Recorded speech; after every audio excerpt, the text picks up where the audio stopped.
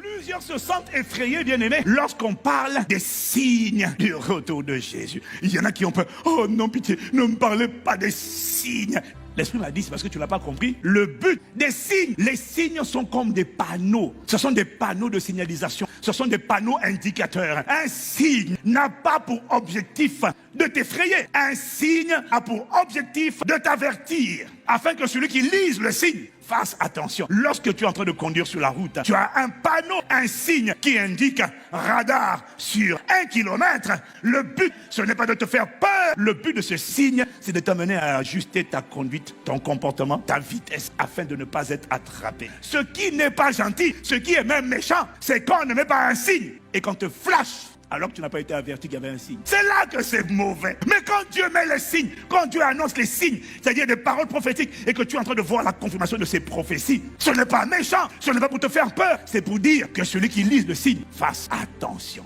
Le signe n'est pas un message de peur. Le signe, c'est un message d'amour. Les signes sont motivés par l'amour afin que le plus grand nombre ne périsse point, mais qu'ils aient, qu'ils viennent à la connaissance de la vérité et qu'ils soient sauvés. Bénis Dieu pour les signes qu'il annonce. Parce que c'est une manière d'interpeller les hommes, l'église. Ajuste-toi, prépare-toi. Parler des signes du retour de Jésus n'a pas pour objectif de nous amener à constituer des stocks de nourriture, à nous enfermer dans la maison, à nous recroqueviller dans des grottes.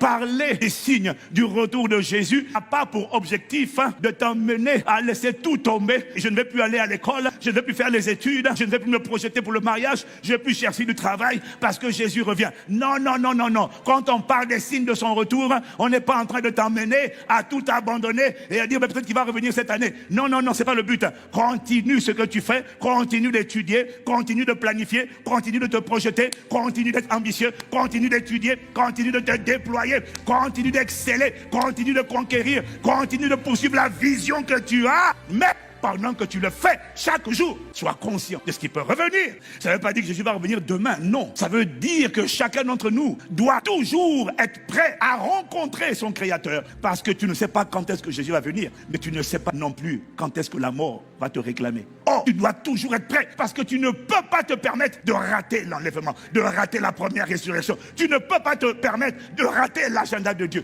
Voilà pourquoi tu dois toujours être prêt et persévérer jusqu'à la fin. Par la grâce de Dieu, toi et moi, nous allons persévérer jusqu'à la fin. Un des signes annonciateurs du retour du Seigneur Jésus, c'est la prolifération de l'apostasie. L'apostasie dans l'église, l'ivraie dans l'église, des faux chrétiens, de ceux qui sont infiltrés, de ceux qui pensent connaître Dieu, mais qui ne le connaissent pas. Ceux qui prophétisent au nom de Dieu, alors que Dieu ne leur a jamais parlé. Dans les temps de la fin, dans les derniers jours, il n'y aura pas que l'église apostate.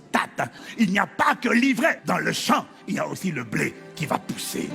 Je vois le blé que tu es poussé, bien-aimé. Avant le retour du Seigneur, Dieu va lancer, Dieu va jeter le filet et il y aura une moisson d'âmes pour l'éternité sans précédent. Il n'a pas l'intention de laisser Satan égarer le monde à travers l'apostasie. Ah non, Jésus-Christ va revenir pour une église glorieuse, victorieuse, triomphante, conquérante, sans tache, ni ride, ni rien de semblable. Quand Jésus va venir chercher son épouse, là, l'épouse qu'il va trouver sera une épouse étincelante, glorieuse, magnifique. Oh, il va venir chercher une église de domination.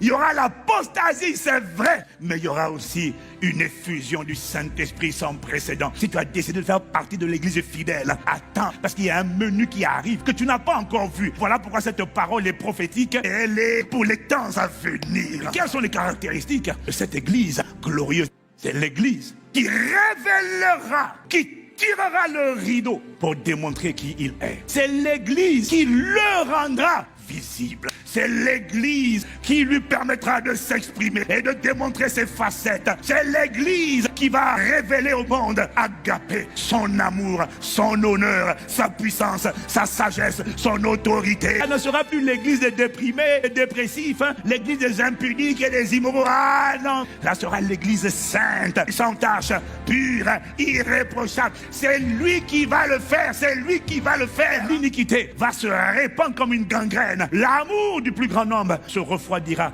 Mais il m'a dit, pour l'église victorieuse, l'amour du plus grand nombre ne se refroidira pas du tout. L'amour dans ton cœur ne se refroidira pas. Que les apostates fassent ce qu'ils veulent, que les impies fassent ce qu'ils veulent, que les faux prophètes fassent ce qu'ils veulent, qu'ils disent ce qu'ils veulent. Je t'annonce qu'il y a des gens qui ne seront pas ébranlés. Que les impudiques sortent les CD, c'est pas un problème. Que des prophètes manipulent les prophéties, c'est pas un problème. Il y a une race de gens, il y a un peuple, il y a une église qui arrive, qui va dire, je ne suis pas impressionné. C'est pas parce qu'un pasteur, un prophète tombe que je tomberai. Pas parce qu'un Élie ou des enfants de Élie couchent avec les femmes que je coucherai. Il y a un peuple qui va se garder, il y a un peuple qui va se préserver, il y a un peuple qui va se sanctifier.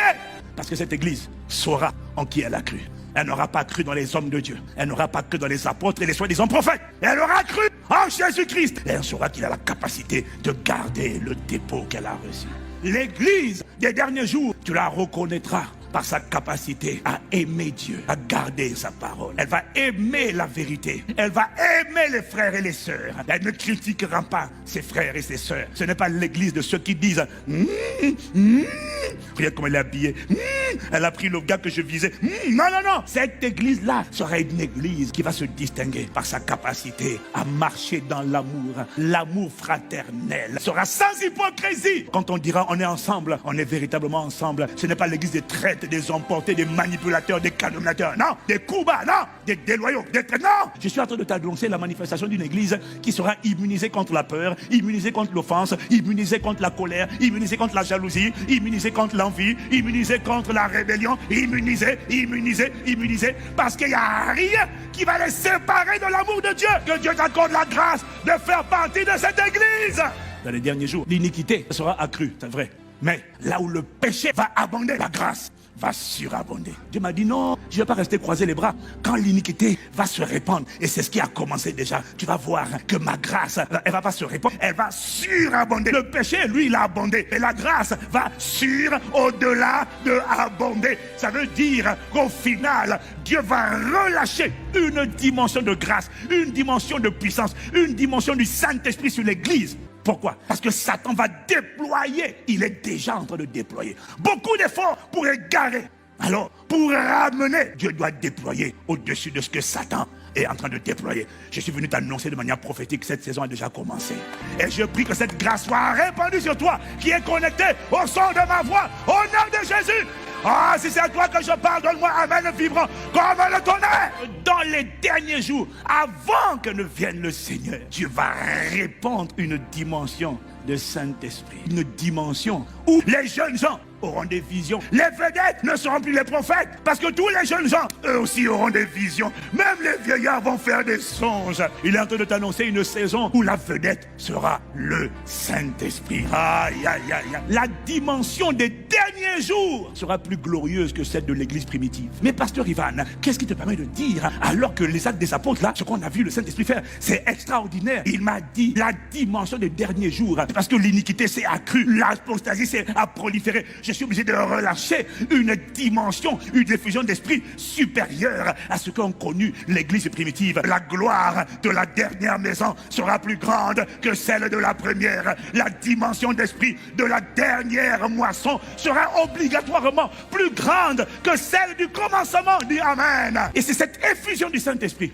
qui va faire en sorte, des gens qui luttent avec l'impudicité, dès lors que leur cœur est sincère, des gens qui luttent avec le péché, dès lors que leur cœur reste assoiffé, les combats qu'ils combattaient seront achevés en une journée. Il y a des gens qui disaient, je suis disposé, je suis désireux. Oui, mais il y a un homme fort de masturbation, d'immoralité qui me tient. Il m'a dit, attends seulement, lorsque cette saison va commencer à se manifester, il y a des combats qui vont s'arrêter aussitôt.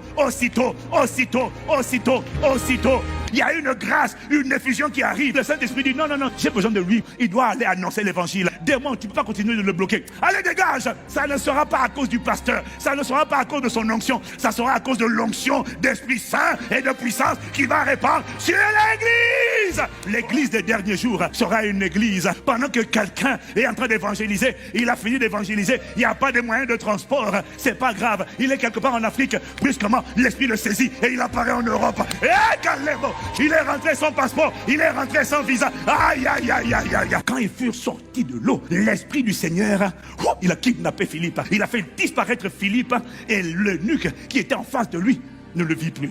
brusquement, il se retrouve dans Azote, une autre ville. Je ne sais pas comment on appelle ça. Est-ce que c'est transmutation? Tu es là, tu te retrouves là-bas. Tu te retrouves dans un pays sans passeport, sans territoire. C'est la dimension où nous allons opérer. Les gens arrivent, ils te cherchent pour te nuire, ils te cherchent, même physiquement, pour te faire du mal. Quand ils arrivent, tu es assis devant eux, mais ils regardent, mais il est où? Alors que tu es juste devant eux, il est où? Que ce soit la dimension dans laquelle nous opérons dans cette décennie, dès maintenant, au nom de Jésus. Ce qui va qualifier les gens pour opérer dans cette dimension, ce n'est pas leur jeûne, c'est l'amour qui sera trouvé en eux. Tout ce qui va t'être demandé, c'est que Agapé reste en eux. Et quand je vais trouver mon amour en eux, ma détermination en eux, mon zèle en eux, même s'ils tombent, je vais les relever. Tant que l'amour est là, je vais t'utiliser. Tant que tu ne t'es pas laissé emporter, tu vas se servir de toi. Garde l'amour, garde l'amour, garde la persévérance, garde l'amour, garde la persévérance dans la prière, garde l'amour. Je t'annonce une saison où les vedettes ne seront plus les pasteurs, les prophètes, les apôtres. Tout le monde sera utilisé par Dieu. Dans les derniers temps, je répandrai de mon esprit. Que Dieu répande son esprit sur nos enfants. Et les jeunes gens, que les fils et les filles de la maison Impact chrétien prophétisent dans le nom de Jésus. Que nos aînés, nos seniors aient des songes au nom de Jésus. Que l'effusion du Saint-Esprit soit répandue et soit constatée dès maintenant, Père, au nom de Jésus-Christ.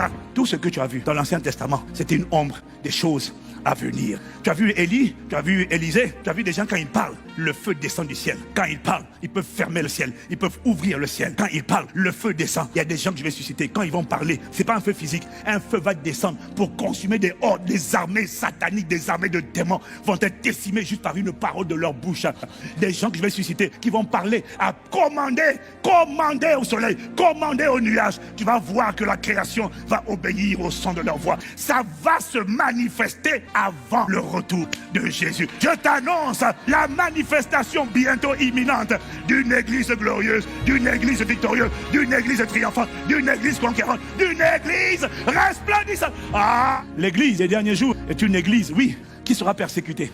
Mais pourquoi elle sera persécutée? Parce que tu dois comprendre une chose. La souffrance et la persécution sont les compagnons du miraculeux et du surnaturel divin. Il ne peut pas y avoir de surnaturel, d'effervescence divine sans persécution. Parce que la persécution a beaucoup de vertus. La persécution unit les chrétiens. La persécution fait en sorte qu'il n'y a plus de moi. Parce que lorsqu'on est tous ciblés, on est obligé d'être ensemble. On est obligé de se mettre ensemble. La clé du surnaturel dont je parle réside à se réjouir des tribulations, des persécutions. Nous ferons la guerre, mais ne vous vaincrons pas, car je suis avec vous pour vous délivrer. L'église des derniers jours, c'est une église qui ne se laissera pas faire. Elle va riposter et provoquer des retournements par sa capacité à prier de manière persistante. Quand le diable pensera avoir mis un coup, elle va élever la voix. Elle va créer un corridor de prière qui fait en sorte que le Dieu de justice va atterrir dans les affaires des hommes et va retourner les situations en sa faveur. Et il va rendre à chacun selon ses œuvres. Il y a des gens qui vont frapper, il y a des gens qui vont humilier. Des gens qui ont combattu son peuple vont se retrouver jugés par le juste juge. Cette parole est prophétique. Écris cette prophétie. Grave-la sur des tables, afin qu'on la lise couramment. Mets-la sur les tables de ton cœur. Dis, tel jour, le pasteur Ivan a annoncé en 2020, le 17 mai. Note ça. Car c'est une prophétie dont le temps est déjà fixé. Elle marche vers son terme. Elle ne mentira pas. Si elle tarde, attends-la. Car elle s'accomplira certainement. L'église des derniers jours ne sera pas vaincue. Elle sera une église de domination. Elle sera une église qui va révéler la sagesse de Dieu au monde. Ça sera l'église. Au sein de la persécution, oui, il y en aura. Après la persécution, tu vas voir des élévations. Des gens comme des Mardochée, comme les Esther, qui au milieu de la persécution, Dieu les a élevés. Et ils ont dominé dans leur époque, dans leur génération. La Bible dit que plusieurs païens se firent juifs à cause de Mardochée. Il va y avoir une grande moisson d'âmes. Et des gens qui vont opérer dans des sphères d'influence, de la politique, de l'économie, du sport, des médias, de la culture, de l'art, du divertissement, de l'éducation. Ils vont opérer avec une sagesse surnaturelle. Évidemment qu'ils seront haïs, mais la haine qu'on aura pour eux ne les empêchera pas d'être élevés par Dieu et de dominer au milieu de leurs ennemis et de leurs adversaires. C'est le menu, c'est l'agenda que je t'annonce pour cette décennie. Alors permets-moi de te redire, mon frère et ma soeur, bienvenue dans la décennie de la domination. Au nom de Jésus, le Christ!